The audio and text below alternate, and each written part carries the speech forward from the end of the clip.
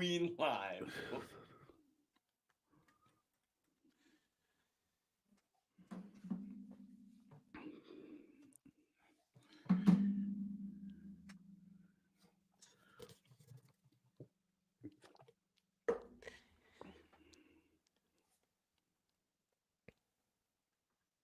I knew that the moniker Only Weird Games had really dug deep into the DNA of the Kansas City Chiefs.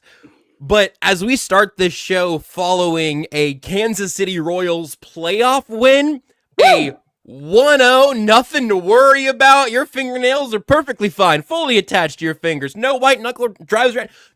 Nothing to sweat. Where, guys, I mean, we haven't really done this show in any of its forms where the Royals have been good. Do they only play weird games now? Thanks for listening to KC Sports Network, proudly presented by Emprise Bank. If you're thinking about starting a business or know someone who is, check out Emprise Bank's SBA loans. It's always good to know your options, and they can be your partner in possible.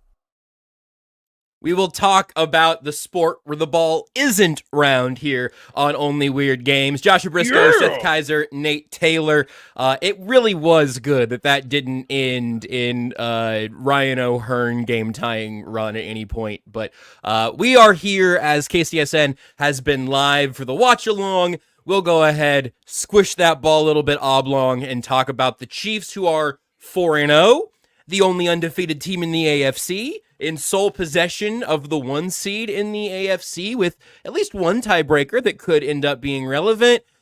But that's not really what the last couple days have been about. Nate, you can take us any direction you want here for your stories from the road, what it was like in LA, 17-10 being as weird as you get, Rashee Rice's status. What's your story of the last couple days of, fittingly, total weirdness? Woo! Okay. You feel that, boys? You feel that tinkling in your balls? That's playoff baseball, baby. There it is. Woo! I realize that this may be the only time to celebrate a Royals postseason victory, so I'm going to celebrate. You damn right I am. Now, I want to bring this full circle, okay, ladies and gentlemen? Get you the energy going. I had to Google this man's name because I didn't know who he was, what his face looked like. I ain't been watching the Baltimore Orioles. So I had to Google, who is their manager? Like, seriously, who is their manager? You have one job. His name, Google tells me, is Brandon Hyde. Buck Showalter, I think is what you meant to say. Brandon Hyde, who is the Baltimore Orioles manager, guided them fellas to 91 wins. Congratulations. You have one job. Don't do nothing dumb. Don't you do anything dumb. Thank you, though, for doing the dumbest thing in the game, which is, hey, Vinny Pasquantino hasn't played baseball in over a month. We have an open base at first base with 2 out. Or we could pitch to the best player on their team in Bobby Witt Jr. I mean, sure. I mean, our pitcher's dealing. But, like, that calf could act up at any point. We don't have to. Hey, Brandon. You don't have to pitch to Bobby Witt Jr. ever, okay? He's really good. And as I look at the lineup here, Vinny looked like a guy who hadn't played baseball in a month, baby. So thank you very much. Congratulations to Vinny Pasquantino. Way to gut it out for the moral support of the fellas. Thank you, Bobby Witt Jr., for just being fantastic. Just being you. Just being you. Just being the best basketball player not named Shohei Ohtani. I mean, it's great. Yes, that also includes Aaron Judge. Get him out of my face. Seth, your thoughts. I'll tell you, I don't know a lot about baseball. I don't follow it like I did when I was a kid, unfortunately. But from what I could tell, based on my timeline, the Royals made the Orioles vanish from the playoffs like a fart in the wind. And that's right. That's damn right. We are 1 game away from. That's right. Tyron said it in the comments. We are 1 game away from saying these O's yet again ain't royal. So look, okay. I want to congratulate Lucas Urich. How do you say his name? Ursig. I don't know, man. Lucas I'm not a baseball expert anymore. I let that go. I have a wiffle ball on my shirt right now. We salute you, Lewis, coming in. Lucas. In the 8th. Lucas, God dang it. Cole Reagans stellar through 6. Coke. Okay, that's all we're asking is more cocaine and 6 innings of Whoa. shutout baseball. Hey man, I know you hadn't had a hit in what feels like a month. Big game Markel Garcia. We have proof, Markel? guys. Big game Garcia, okay? Big game Mark. Hey, Big game Mark. Big game Markel. Garcia, 2 stolen bases, obviously was the difference in the win alongside Bobby Wood Jr. And look, to bring this all home, I had to Google Brandon Hyde, okay? I had to Google him. Now, on Sunday, I had the pleasure to look into the press box and see Jim Harbaugh, a man I respect and admire immensely ever since he beat the Chiefs in the 1995 postseason divisional game. Anyway, hey, man, don't do nothing stupid. Do the common sense thing. Hey, coach, I was in SoFi Stadium. It's 1,000-foot Oculus camera in 4K, okay? Justin Watson caught the ball. And coach, we're in an $8 billion stadium, and it's a close game, and we have summoned everything we have despite a number of injuries, and Justin Herbert barely being able to do a 5-step drop. Coach, can we decide on the drive if we're going to go for it on 4th and goal or 4th and 1 from the 3 or not? Can we decide that already? Oh, you're gonna call another timeout? You're just gonna waste timeouts in a close game, divisional game? Well, surely, Nate, they wouldn't need those timeouts later. It's a really wonderful example of how it's a butterfly effect thing. Timeouts, there are very few things head coaches do directly in games unless they're the play caller, which, if I'm correct, Harbaugh's not. He's not the play caller. He is not. There are very few things you can do to more directly affect the outcome of the game in a negative way than wasting timeouts. Timeouts are a weird thing, right? If you use them correctly, you don't really feel the benefit. But if you use them poorly, you really feel the wrath. It's kind of like, my wife is not a words of affirmation person. Compliments she appreciates them. Are you sure it's just not because of who she's married to? Right. That's probably true too. But, she appreciates them as much as she can. However, mean words or insulting words or just the casual and this, ladies who are listening or any homemakers who are listening, please don't kill me. Some casual sometimes I do wonder what you do all day. I did, in context, it wasn't as bad as it sounds. It was really bad, but that sticks forever. It could, Josh, don't. Hey man, listen, I have sat here with my mouth shut for 30 solid seconds, and you're running out of runway, bub. Yep. It can only hurt. Words can only hurt me in my marriage. They can't really help me. Timeouts are the same way. All Jimmy had to do was not waste his timeouts. Yes. And he just crashed him to where really the Chiefs needed 1 first down. And Andy Reid was like, hey, do I have a really good play to get a first down to win a game on Thursday? Oh, yeah, I do. It's the literal same play from last week, which that's kind of insulting to Minter. Honestly, who coached up a great game. And that, to me, was one of the funniest things Andy Reid has ever done. It's like, okay, we really got to have it on 3rd down.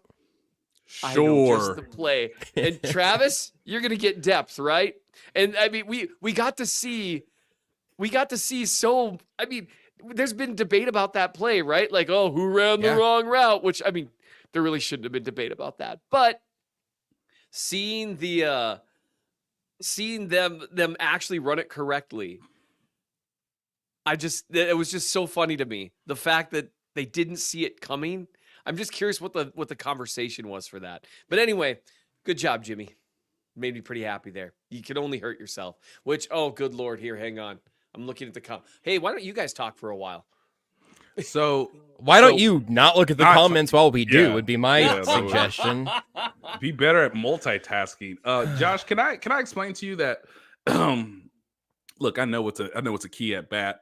I know he's going in Cooperstown. He's great. He's amazing. And you're like, Yeah, if Salvi doesn't hit on these first two fastballs, guys, I don't need to see the slider. I don't need to see it. I don't need to see it. I know he's swinging. I know he's swinging. And the broadcast was like, here comes an 0-2 slider. And of course he swung at it. Incredible. So I just love that. I waited 9 years for Salvador Perez to have a postseason at bat, and I got the exact experience I wanted, okay? Now, the benefit of this is that he did an amazing job. If you really watch the game closely, and I think I'm even going to rewatch it tonight, like the way he commands the pitching staff and the way he gets strikes that are balls and gets really the benefit of the home plate umpire, even though we're not the home team, tells you how much respect Salvador Perez gets, man. It was awesome. So on one end, he gives you a swing and miss opportunity with a runner in scoring position, that being Garcia. And then the next inning, he's like, you want me to frame these strikeouts? You want me to frame these strikes? That's why I'm going in the Hall of Fame, kids. So Rashee Rice, speaking of only being able to hurt yourself, Patrick Mahomes has a contender for the worst play in NFL history, just like purely by impact, kind of depending on the way the rest of this goes, where this isn't really his fault, just factually speaking. Both of the guys have left their boxes. That's okay. I'll talk for a little bit.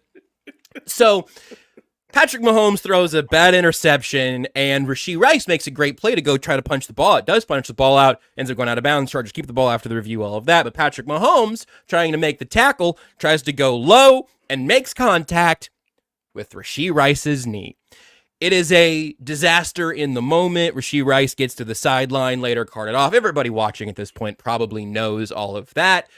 Seemed like an ACL by what seemed like the tests they were doing on the sidelines. Yep. And then the news just never actually came. Andy Reid talks about it on Monday, says he's going through more tests. Then we get some more reports from Adam Schefter, Josina Anderson, a few others, I think, kind of get their hand on the ball of still something to figure out here. And Schefter mentioned something about the team hoping that it wasn't as bad as they originally thought. So we're still here now without sufficient information, but at this point, I think that an ACL tear would have been confirmed by now. If it's not a full ACL tear and you're waiting to see what exactly is going on, Nate, please correct me if I'm wrong, or if you have any of this like actually in the holster at the moment, but it seems like it may be, I would bet on it being better than an ACL tear. I don't know where that puts you on the season-ending expectation, but I think no news is probably good news to this point, despite the fact that I'm not quite there for reckless optimism. What do you know right now about what's going on in Rashee Rice's knee?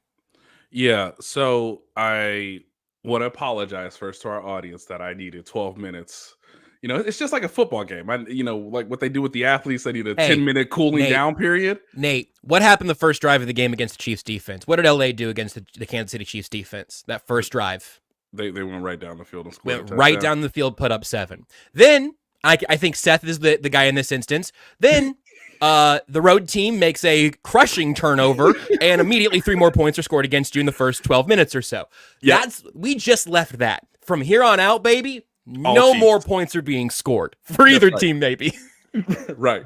So, so think about it from this context, right? Rashee Rice, I think if you got truth serum or if you were able to talk to him, which of course we weren't after the game, every visible indication told you that he thought his season was over. Yeah. Oh, yeah. And now there appears to be a slimmer of hope. And I don't want to make too many people optimistic, but there's at least a slimmer of hope that maybe, potentially, Lord willing, one could say, there might be a chance for him to make some return. I think the issue now is, he's not going to be it. Let's do choose your own adventure, ladies and gentlemen. We're doing this right on the fly. If you choose your own adventure and you say, well, Nate, it's not an ACL tear, and he comes back later in the season, let's say December. The issue then is, can you have more damage to it structurally, which more than likely is a possibility, and then would you be the same player? And of course, most people will tell you he won't be the same player. So you have to weigh the risk and the reward to this. With choosing the adventure of, okay, it's not an ACL tear, but like several tendons are damaged, right? Several ligaments are an issue. Based on the swelling, the awkwardness and how he was hit. I've tried to talk to a number of people about like ACLs really don't happen like that, you know? Yeah. We're so used to seeing it in a different context of contact. This is excluding the non-contact, which you can almost immediately tell whether someone's had an ACL or it's an Achilles or something of that nature in the lower body. So based on the way he was hit from a contact standpoint, it makes it really hard to just say, well, that's an ACL. My understanding is now we've gotten to like the 4th, the 5th. We're almost in like Hollywood Brown specialist territory, where it's just like, get me as many people who have expertise in this as possible to tell me what's the best solution, because it won't surprise me if surgery or some procedure is still necessary. Now it's just a matter of risk reward as to when you do it. Some players, and I said this earlier today on the radio, not the same injury, of course, but there are some players who say, look, I think this, you could even, I didn't say this at the time, but a clear example of this from last year is Jalen Watson. Hey, Jalen, your shoulders bleeped, okay? But also, checks calendar, it's January, okay? So can you hold it off a couple more weeks? Can we try to ease the pain as much as possible? Heck, we won't ask you to do a ton at practice. Just give it your best once a week until the season's over. Jalen Watson did that. He played in the Super Bowl. He played pretty well. Then he had his surgery in the offseason so that he would have most of the offseason to get back to full health. And obviously we see how he's playing now. He's actually playing quite well. So there's an example of that. I think right now we're in the choose your own adventure for Rashee Rice, with the Chiefs trying to do what's best for the player, trying to do what's best not only for their season, but just getting as much information as possible as to, okay, if he needs surgery, when will he need that? How soon will he choose to do that? Because it's up to the athlete to choose when they want to have the procedure, if that is indeed the case. And then also, if he doesn't need surgery, if he needs, I don't know, let's choose your own adventure and say he needs 9 weeks of rest or 9 weeks of not playing football, not doing any football activities to give himself a chance to potentially come back. Is he going to do that? Or is the team going to be comfortable with him doing that, realizing as well as he played these first 2 weeks, he's probably not coming back on the field being that same exact player? So it is complicated. Hopefully I've tried to make sense of it all. I know Adam Schefter said that like we would get a more organized full answer next week. I find that to be difficult given medical science. I am of the belief, and I think the Chiefs are to some extent, that like you want to have a better idea of this by like Friday, because Andy Reid has already put it out that he's not going to play against the New Orleans Saints. We kind of already knew that. It's just, again, what is the severity of the injury and what is the best solution for Rashee, whether that involves the season or it doesn't. And of course, everybody knows what's all right. Let's just say most people know he's in a peculiar situation anyway, because given his legal ramifications, he could start the season suspended next year if Roger Goodell and the leagues has its own prerogative based on whatever happens in the civil cases in June. We still don't know when the criminal case, whatever felonies are going to happen. As I said before, I would assume that would be somewhere in like April. So he's in an unusual situation compared to most athletes who deal with this particular injury. I'll expand on that briefly, and then I want to hear where you're at, Seth. Obviously, you've not gotten the MRIs as far as I'm aware, so I'll let you talk about the impact of that in a second. But that is the one thing that's that's just a human bummer. Obviously, the suspension that'll come from the reckless driving was a consequence of his own actions. But a freak play where your quarterback hits you in the knee less than 4 weeks, because it was the first quarter, his fourth or fifth snap, I think. Barely 3 weeks into what was really shaping up to be a career year. That's the type of thing that gets you your next contract before you even play to that point. The season he was pacing for could have overcome only playing half a season next year and finishing out the rookie deal after that. His resume was really, really building. And now if we don't see him the rest of this year, and I hope hopefully we will, if we don't see him the rest of this year, it might be Thanksgiving or Halloween before we see him in 2025. And for that to be both injury and suspension related is brutal. Charles Omenihu as an example, I was just talking about this earlier in terms of like freshness. We'll talk about Kareem Hunt later too, but Omenihu was the freshest guy on the field when he came back from his suspension. He's not going to be the freshest guy on the field when he comes back from his rehab because it will have been rehabbing a very serious injury. Rice wouldn't get the benefit of either of those things. So obviously the long-term ramifications of that are brutal. For me, it's even worse just because of the freak nature and friendly fire from your $500 million quarterback trying to make a play to make up for the bad play you just made. Truly bizarre and obviously brutal. Seth, we talked about him as the number one receiver and the number one target in this offense at length last week. So you don't even have to recount that. But where is this offense without Rashee Rice? Let's say at least for the next 4 to 6 weeks. Maybe somebody else comes in. Maybe Rice ends up back. But in the interim, with this group, where are they at right now?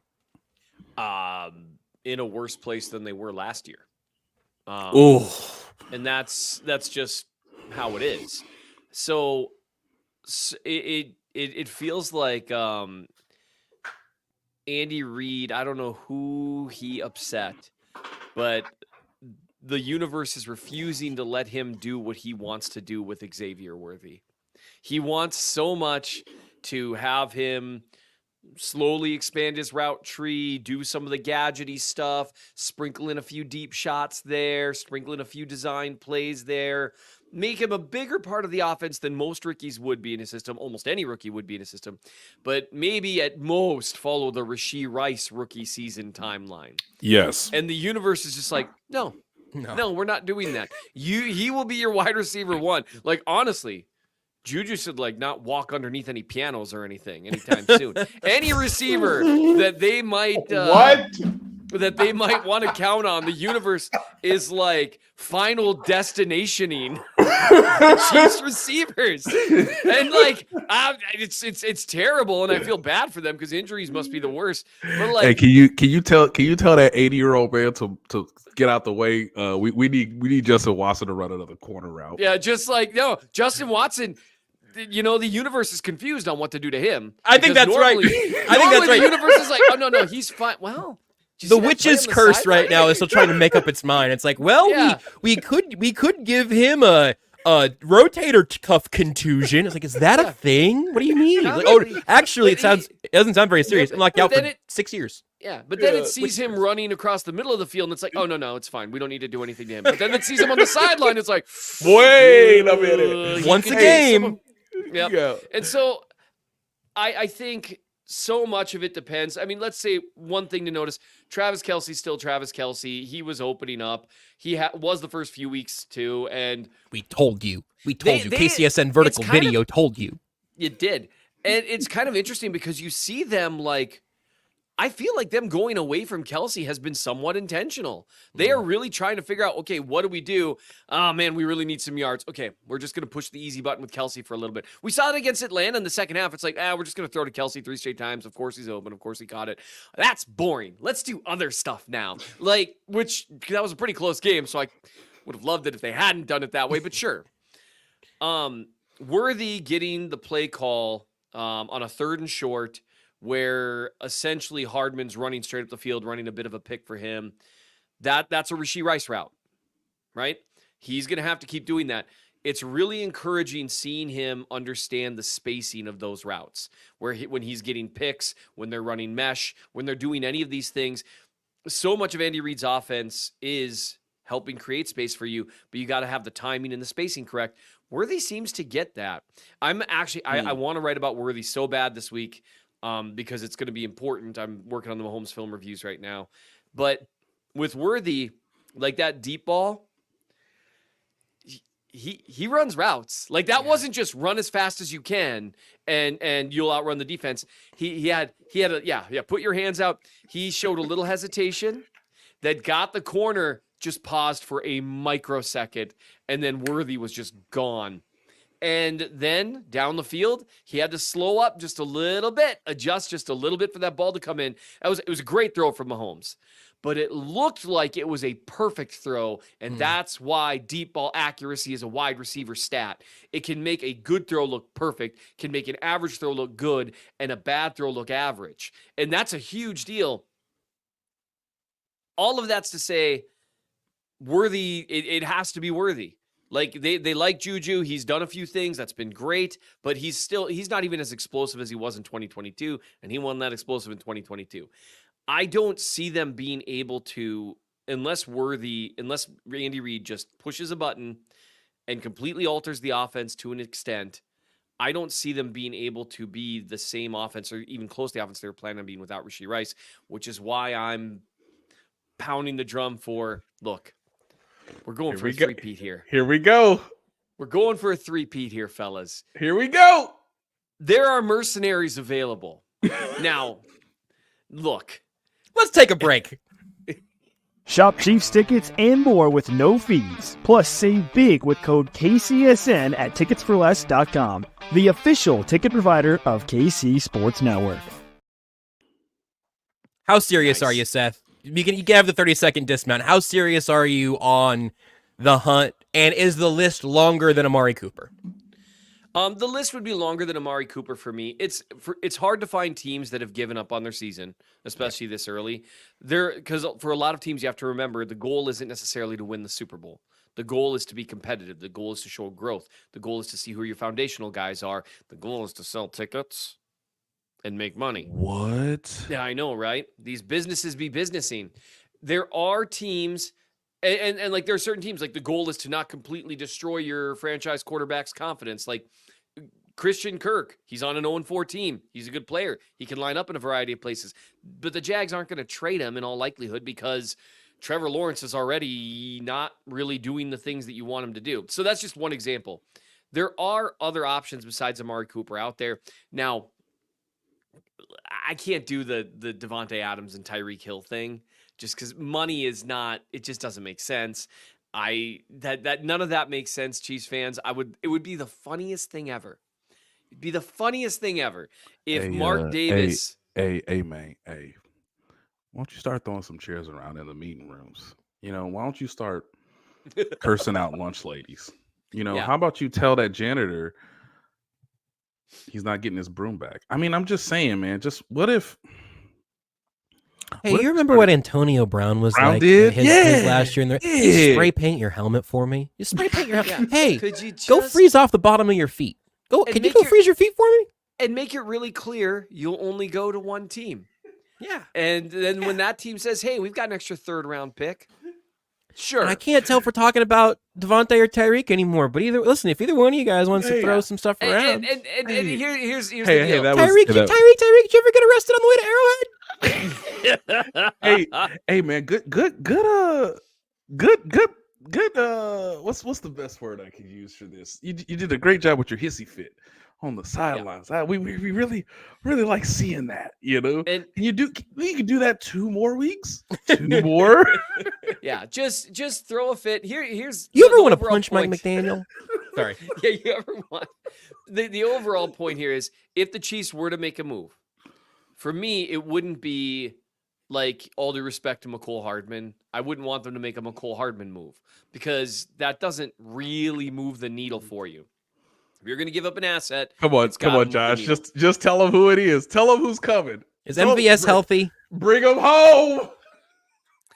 It would be funny given that right now they've got Worthy running some of MVS clear routes. That would be kind of funny. Like, hey, man, you ready to run a track meet? And we're going to let Worthy do some other stuff. Ready to get some cardio? If D-Rob wasn't wide receiver 1 in LA right now, he would have been the next funniest. But I think the MVS reunion is time. Right. It needs to be someone who either knows the system and has shown they can execute it, like a D-Rob or an MVS. DeMarcus Robinson. Or someone that you trust can pick up an offense. Sorry, did you say someone who has shown they can execute the job? And you listed Marquez Valdez-Scantling amongst the candidates. Better than bringing Josh, in. Hey, Josh, all we have to do is bring in a mentalist and tell him it's January. You are in January. This is a playoff game. We've already skipped a fourth of the season that he struggles with. It's like, hey man, come on in and how's November grab you? Like, so here's the thing for me. I think you can build an offense around Worthy and Kelsey with some complementary guys, but it's a lot tougher. It's a lot tougher. And that's why to me, there are mercenary guys available. I think you go for it. I know Amari Cooper's the bandwagon everyone's on. There's a reason for that because it makes some sense. Deontay Johnson might make some sense, but will a team that just traded for him do it? Well, now that they know they're no longer building around their young quarterback, maybe. That's it. One of the reasons teams should not trade away a legit pass catcher is if they're evaluating a young quarterback, because you want to give that guy a chance to show that he's got something. And Carolina and Cleveland are not in that mode, it seems, so that's all right. Let's shift that, because you mentioned something, Seth, that I think is going to play right into what we're talking about with Patrick Mahomes. The less weapons you give to Patrick Mahomes, the harder his job becomes. I think that's pretty standard for all quarterbacks. It even reaches the best one. We saw this last season. We've lived it.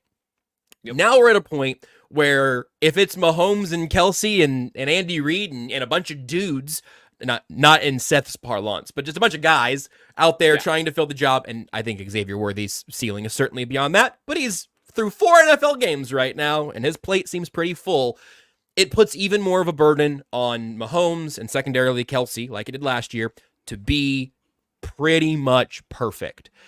And Patrick Mahomes has not been perfect this year. I know you're working on the film review right now, Seth, and that we'll probably spend some more time on this on Thursday. Monday Night Football this week too, folks. But we can talk about this more once you've got it fully done, and people can read along in the Chief of the North newsletter. But I think you've got most of the tape watched at this point. Where are you at on Mahomes right now, specifically as I think a lot of the conversation has been about his feet and his eyes and the pocket that he does or doesn't have? Second viewing, what do you see? I'm going to say a couple things.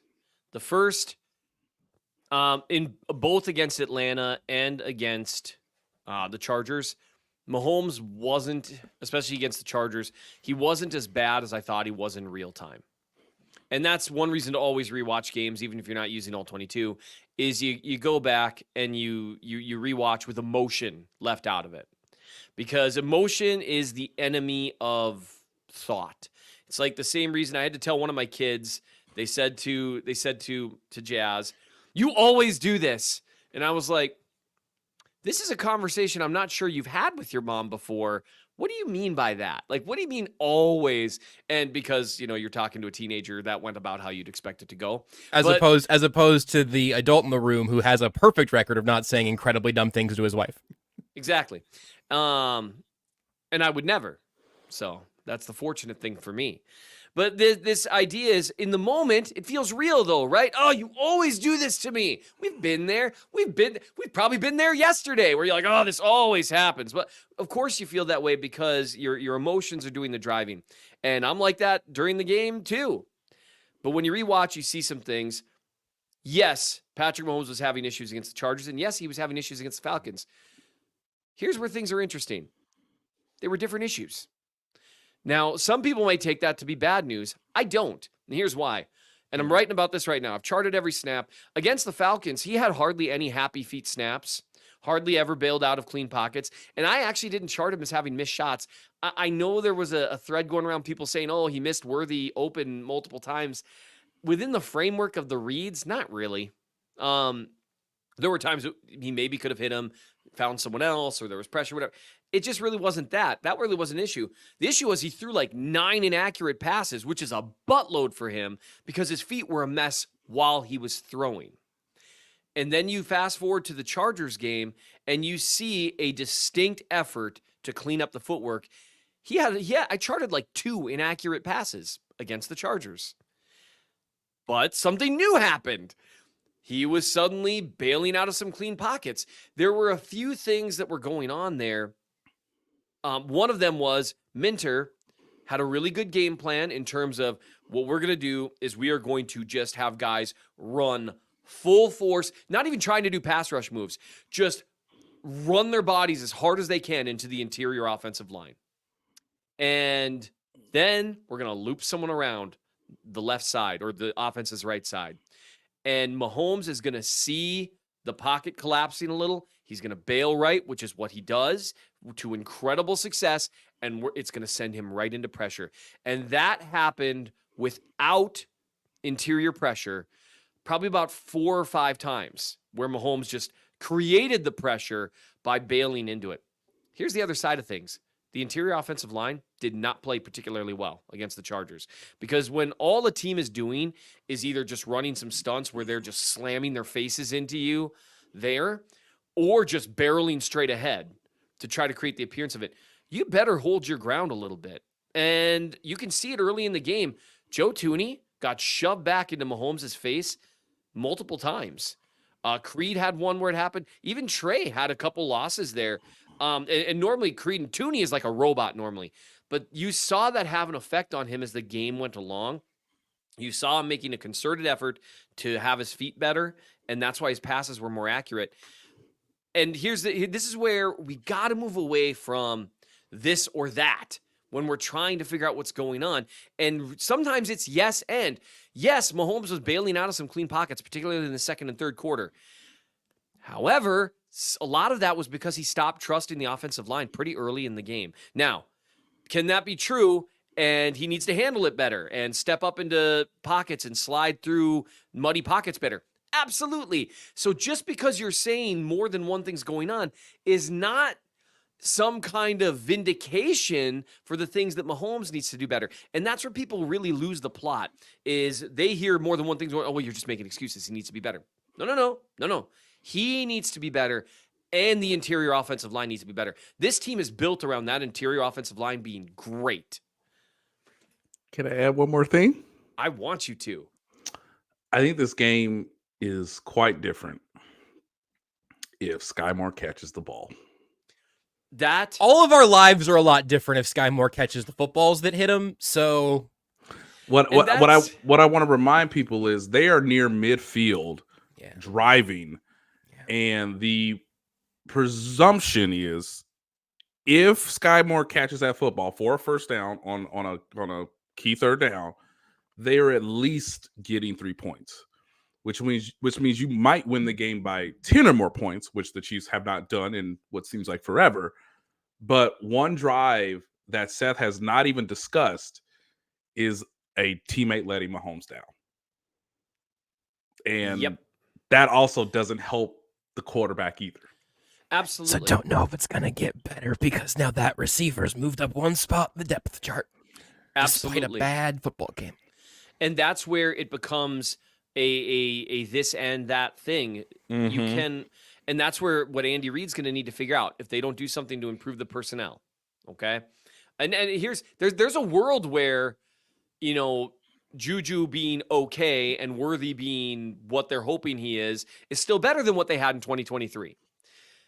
But that's a lot of ifs, and 2023 happened because of a lot of ifs. So, but if they can't improve the personnel, he needs to be better about giving Mahomes easy answers that don't rely on great blocking, like play action stuff. If you want to find where Mahomes looked more comfortable, even during that real tough stretch he had in the second and third quarter, when he had to run some play action stuff and turn around, put his back to the defense, when you can't drop your eyes and look at the pass rush? When you're not looking at them. And then what ends up happening is he executes play action, and even if there's pressure, he's so good that his instincts take over in that moment, and he can evade that because it's pressure from the edge. It's not interior, because you're not going to get interior pressure on a play action boot-looking thing because they have to go the direction the quote-unquote run is going. The heavier personnel stuff, what they've traditionally done is used it to spread defenses out and throw on them. I think making this offense resemble a little more closely something that like Kubiak or LaFleur does would benefit Mahomes. It would give him mental reps off, and it would not make him feel like the Skyy Moore drop. Every second that you believe you have to do it all, he is a human being. He just doesn't play like one usually. There's a limit though. And so that's a huge deal. You're right, Josh, that I mean, you can't, if those mistakes get higher from his teammates, which we would expect if you have, Skyy Moore out there more instead of Rashee Rice, then Mahomes has more to overcome. And there's a limit to what that can accomplish in terms of the offense being consistent. So thank goodness for the defense. Let's give them a little bit of love here. I mentioned early on that first drive when Spags is just in information gathering mode and they've been scored on the opening drive all 4 weeks now, right? Yes. You get scored on early on. Spags looks around, scans the field, does his calculations, and then it doesn't happen again. The field goal was the offense's fault.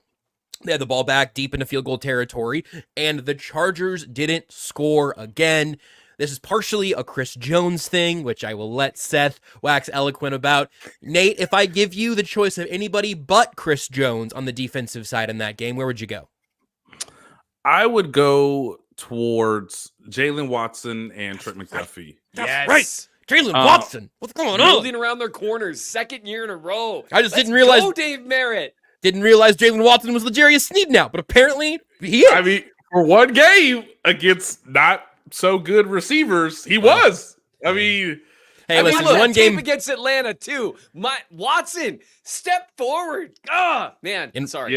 One game against not so good tackles. There's a whole lot of other guys we can't really talk about that much right now. So you gotta be good against who you're playing against. That's right. Jalen Watson, Quentin Johnston was good for moments of the first 3 weeks. Moments, I don't know. Yeah.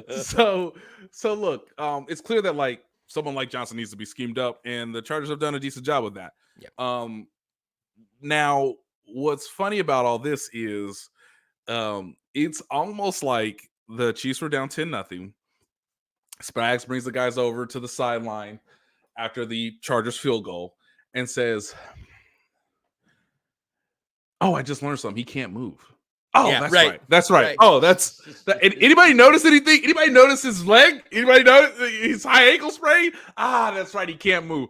You boys ready to start cooking? You boys ready to start cooking?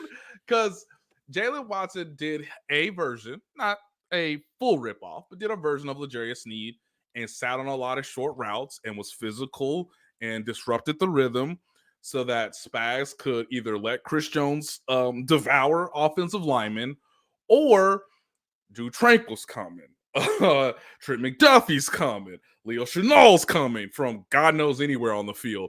And hey, Justin Reed's just gonna be like hanging out in the box because we don't think you guys can throw it over the top because your quarterback can't do a 7-step drop. He cannot do it.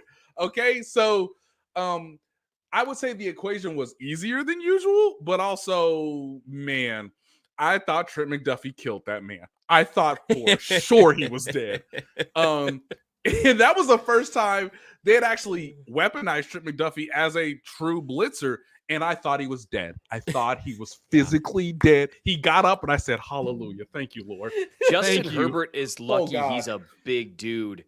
Like, and man, Justin Herbert rules. By the way, we've got to start Herbert's doing this, awesome. man. He's been an awesome quarterback. He's been on generally disappointing teams who have let him down as he's just had body parts fall off of him throughout the season, like Ben Roethlisberger, and that he is fantastic. I love Herbert. Can you imagine the noises that were in the press box when he somehow gets past the pressure? He sort of moves to his left again on a bum right ankle, the left sideline. And then throws one of the most insane in rhythm, but kind of off platform with a hurt ankle, perfect pass that I've ever seen. And I just said, "Oh, they're not winning today." I mean, come on, guys, they're not winning. That's an insane throw. People were making noises in the press box. Kids, noises, just oh my God! Did you see that? Can you imagine the discourse if the running back hadn't dropped? Yes. Oh. The discourse, because that dude was scoring. He had a head of steam. Safety didn't have the angle. And that would have been And look, was it Nick Bolton who was in coverage? That's Nick what I Bolton's mean. in the picture. Hey, Nick Bolton did everything He's in the right. picture. He's that was in an the incredible picture. throw. It's That was an incredible throw. And he's not supposed to be in coverage for that long in man Correct. running back. The defense is Correct. designed around that. And Herbert shrugged off like 3 or 4 other sacks. He guys bounce off him. The Big Ben comparison is a good one. He's Big Ben without some differences. And the guys, I mean, they bounce off him, and his arm is unbelievable. He really kept them in the game in a lot of ways. Yes. But no, McDuffie and Watson, hey, so much fun. Hey, Coach, if we're gonna are we burning this timeout? We're burning the timeout. Okay. All right, come here, Coach. Seth just covered his mouth when you said that. Hey, Coach, can you call a good play? Not a bad, not an average play, a good play, like one that you know. Again, can we call a good play? It's 4th and 1, right from the 3. Can we double team? Hey, does this play include double team of Chris Jones? Does that include it? It doesn't, huh? What? Why? Why doesn't it? It's okay though. He's gonna have help to the inside, and it's not like Chris Jones has ever shown that he can win to the outside shoulder of the guard. Coach, what are we doing?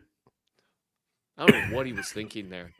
Like the anytime there is a one-off, but you know what? Before you let me wax eloquent on Chris Jones, shout out to the run defense. Mm-hmm. Like 4 weeks in a row, we just watched what happened to the Bills, which football's weird, man. Like we're all so worried about the Chiefs 4-0 atop the AFC, not just the AFC West. Atop the AFC with a tiebreaker over Baltimore, who's presumably the second best team after they thrashed the Bills. That's hysterical to me. But they've shut down every run game, which is so weird because normally early in the season they're giving up like 6 yards a carry, and we all worry. Then the playoffs happen, and they give up 3 yards a carry, and we're like, oh, okay. And it's awesome. But, I mean, Chanel, like the work those guys are doing up front is terrific. But how do you on a 4th down, on a gotta have it? How many times have we seen Chris Jones do this on like a 3rd down? How is it not an automatic thing to double team? And I don't just mean slide protection his way. I mean, you talk to the center, you talk to the guard, and you say, I don't give a crap what else we have to do. We'll have an extra. We'll have a 6 offensive linemen. I don't care. We have to double team Chris Jones. We have to, because otherwise he will ruin that play. How many times have you guys seen him single-handedly swing a 3rd down or a game, quote unquote, kind of game closing situation? Like dozens? Dozens was also the metric I was thinking about, dozens, plural. And think of how often that is in the context of football. To see a guy, I bet Chris Jones has made, let's say 20, easy. Slam dunk. I bet he's made 15 game closing plays. Yeah. Never mind 3rd down. No, good, fair enough. You're right. It's more than that then, yeah. It's insane. And I just like his ability to win to the outside shoulder of a guard and then bend around that edge that he creates. You're not supposed to be bending around the edge, rushing from the 3-tech. It's so funny. And they just blocked him 1-on-1, and it's not like they didn't know it. That's the same guard that he thrashed earlier on another crucial play. I think Jim Harbaugh is going to do great things, maybe. Well, maybe good things. I don't know about great, because Mahomes is just standing there in the way. That's got to be rough. But I don't understand. On Sunday, he wasn't just standing in the way; he was also injuring their best receiver. So yeah, that's true. Yeah, maybe he can hope that Mahomes is like just looking at Chris Jones across the locker room, just like, "You're next." You know, maybe.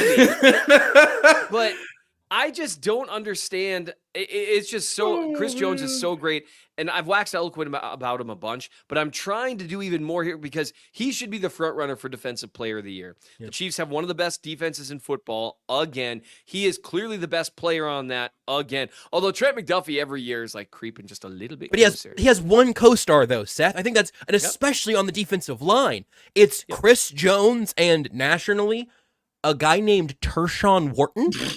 Like, it's and shout out to Turk. He's playing well. Yeah, but they go, but Missouri S&T? Does that stand for sacks and tackles? What is Missouri S&T? It's Chris Jones's defense. And and really like Karloff, he's got a bunch of guys. Pretty They're proud not of sacks bad and tackles. What he's doing, they build the entire front seven around him. You can't do that with most guys. God. And he's on one of the best defenses in the league. He doesn't have another elite pass rusher next to him, or even a guy I would call, and I want to be careful how I phrase this, a very good individual pass rusher. Leo Chenal! He has a psycho who is willing to fling himself into bodies to give him one-on-ones, which is awesome. But he doesn't like I would say the baseline for being a very good pass rusher is Charles Omenihu. Charles Omenihu is a better pass rusher than Dana is, or Karlaftis, or Turk. He's that dude threshold, right? He doesn't have that right now. And they're still able to be dominant on defense. It's so much fun. He should be the front runner for Defensive Player of the Year. I hope more and more people see this over and over and over again. I think the double team rate, I think him being the face of the defense, the standalone leader of the pass rush, and if the Chiefs' offense doesn't significantly improve from what we've seen so far, I think that the discourse is going to get there. He suffered for years. I don't want to really do this, and so if somebody else wants to counter argument, I don't really care to. But if you were going to start saying, you know what? Chris Jones is the second best defensive tackle of all time, I'd be like, that's cool. It's really unfortunate that he spent most of his career in the shadow of the best defensive tackle of all time. That we'll ever see, kids. Yes. Ever. But I think now, narratively speaking, and we can be the three horsemen for this one, but now I do think there's a chance, and this year really lines up for it. I thought a year or two ago, the year he was going to move to defensive end was kind of up there. This year lets him be out of the Aaron Donald shadow, and people can say, hey, look, this Chiefs team will not three-peat without Chris Jones, but with Chris Jones, maybe they can. I think there's runway for that narrative, which is very exciting. It is. Here's another narrative. I guess there's runway on. I'm going to ask you guys a question, and I want a two-word answer, first name, last name. Who is the best active running back on the Kansas City Chiefs roster? Seth. Kareem Hunt. Nate. Ride the horse till the wheels fall off. Guys, what is happening? Kareem Hunt shows up. Carson Steele puts the football on the ground. Kareem Hunt looks... You know how this show talks about running backs. You can change some of your pieces. I'm glad they got a committee working here now. Samaje P. Ryan's going to have a role, absolutely. Yes. Hunt and P. Ryan ended up close in snaps. They were not close in carries because Kareem Hunt, a nice 69 yards on 14 carries, and should have had a touchdown that P. Ryan vultured because I think Kareem Hunt might have been a little tired. I got a theory on that. I can't wait for that. But that is the stat line doesn't matter. What you saw from him does. Yeah. He looked fast. He ran violently. He had burst. He had some juice. It's early in the year, but he still has played no football. He went to no training camp. He should be in a better physical state than a lot of these other guys, but he's not showing up in week 12 or 14 as the only guy with fresh legs. He didn't look like this in Cleveland, but Andy Reid mentioned that he had the sports hernia surgery after that tenure. Guys, I guess we're all in on Kareem Hunt. Nate, take us there. Yeah, it's not every day, kids, that you call a guy 2 weeks ago and you say, you want to work here again? And not only do you say, look, as I said before, they spitballed for one game, and it doesn't matter whatever happens the rest of Carson Steele's NFL career. He had an amazing night in Atlanta for family reasons, for personal reasons, and the fact that he was a significant reason why the Chiefs won that game. But we all know he should not be starting in the NFL at this point in his career. So you spitballed it for a week. You gave Kareem Hunt enough time to, get a chunk of the playbook down. They didn't ask him to pass protect, which is understandable. But they did throw the ball to him more than I was necessarily expecting in the first game. So I think that's a good sign because I haven't even done the screen game yet with him. And It is so rare for you to be sitting on your couch and then 3 weeks later be the clear best option at your position. And so now the question becomes, can you back it up? Can you replicate that again?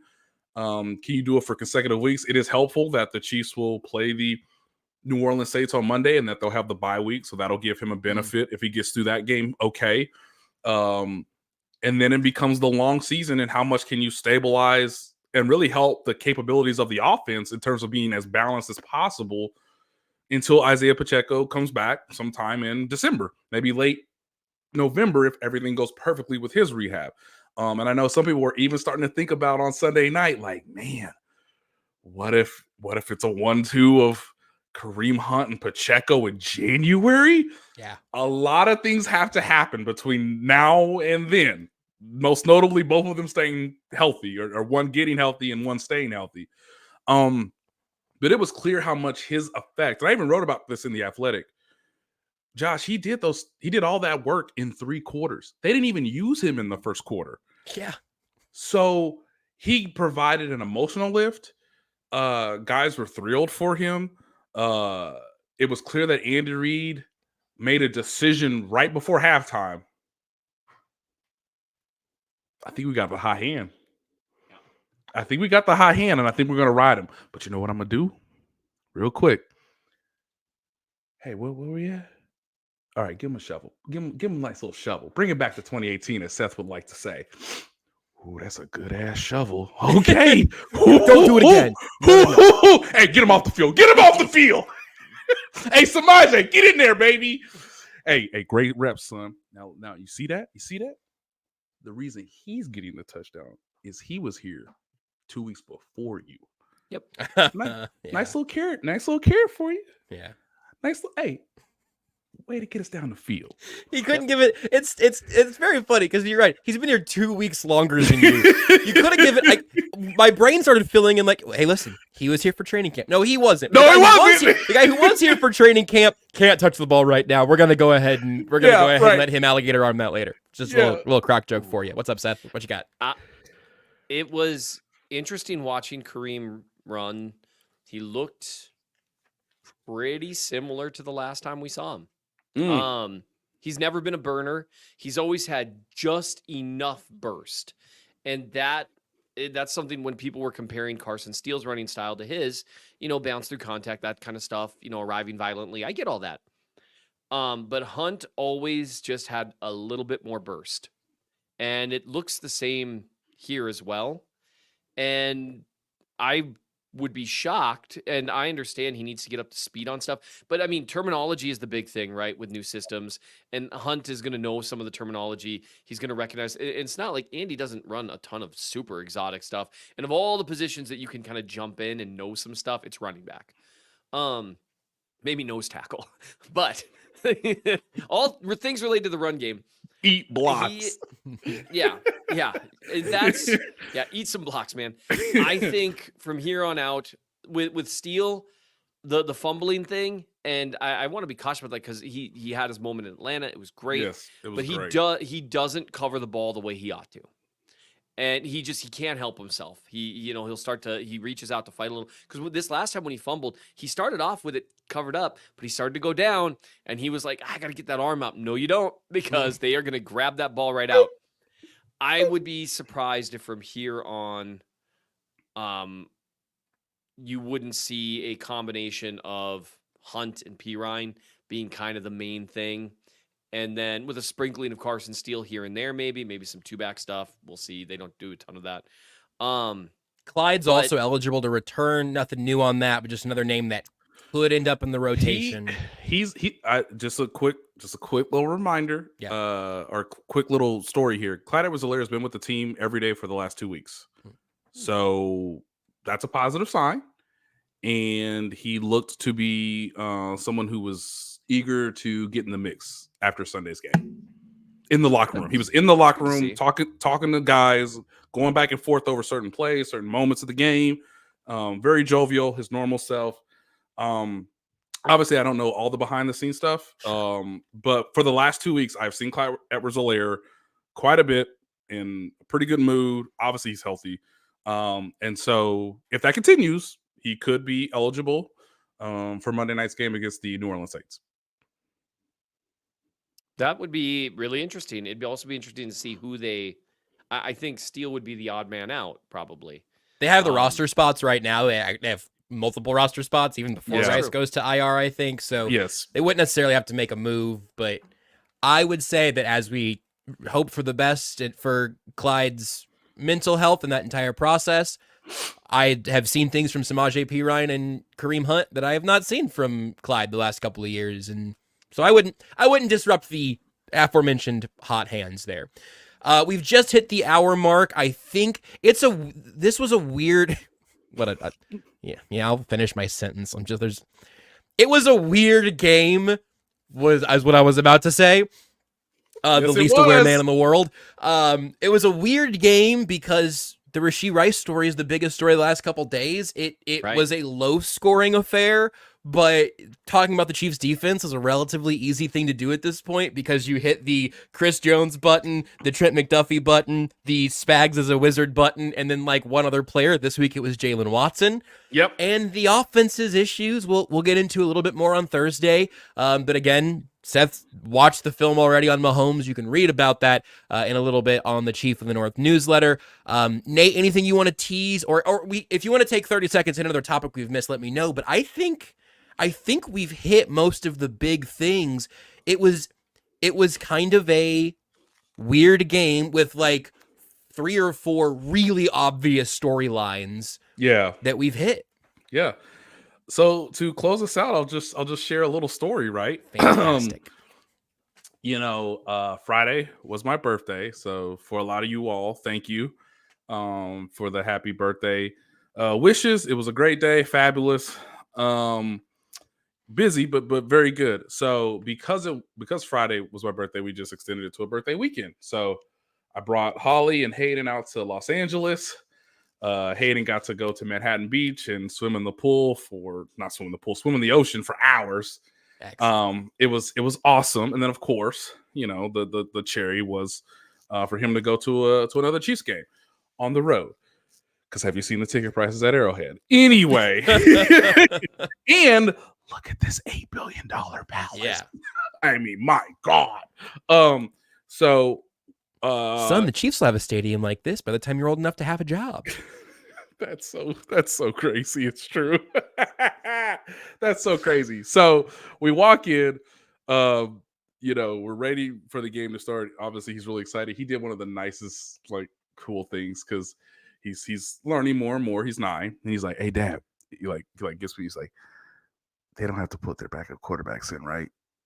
And I was like, "No, they don't." And he just to see the look on his face of like, "We have 4 quarters of this." Yeah, man. We're not in the preseason anymore. So a couple years ago in 2022, Holly and I took Hayden to the game in Houston, which was also weird because Houston was terrible. And I thought this is the easiest layup as parents.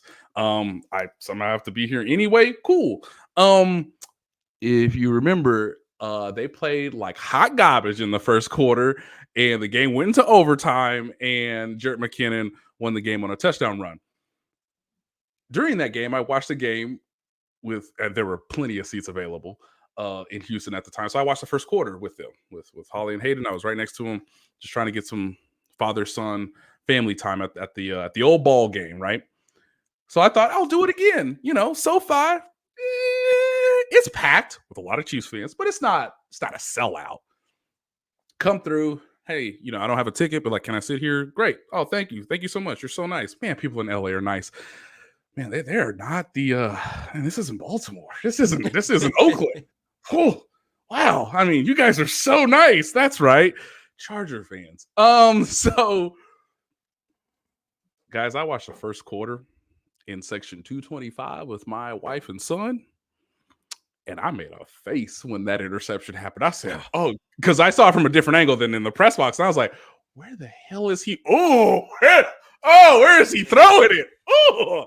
And then my phone exploded because Rashee Rice is down, and I'm basically writing on my phone. I'm not by my laptop, which is normal standing procedures.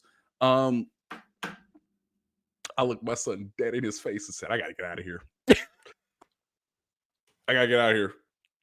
For your benefit, for everybody's benefit, I got to get out of here because it's happened again. How are they down to nothing already? I got to go. I got to go.